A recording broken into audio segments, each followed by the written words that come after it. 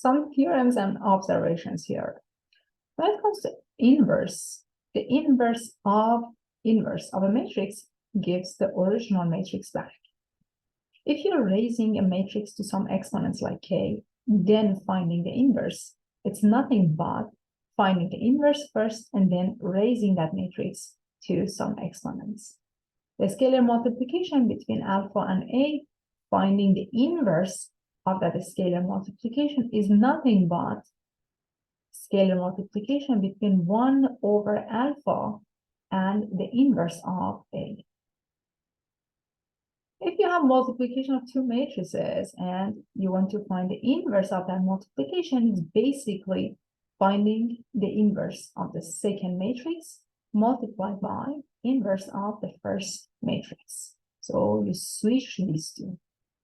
You have cancellation if C is invertible. So if you have invertible matrix C and you have AC equals to BC, you can basically multiply them from right side by inverse.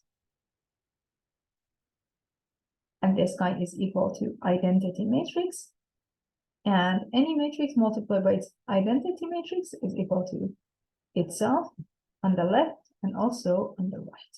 So you have cancellation law as long as you have invertible or non-singular matrix. Just a quick review of transpose. The transpose of transpose is equal to that original matrix. If you have addition or subtraction and you're finding the transpose, you're basically finding the transpose of each one of those matrices and doing addition or subtraction. Then you have a scalar multiplication between, for example, alpha and matrix A. The transpose of this scalar multiplication is nothing but scalar multiplication between alpha and the transpose of A. If you have multiplication between A and B, finding the transpose is equal to the transpose of the second matrix times the transpose of the first matrix.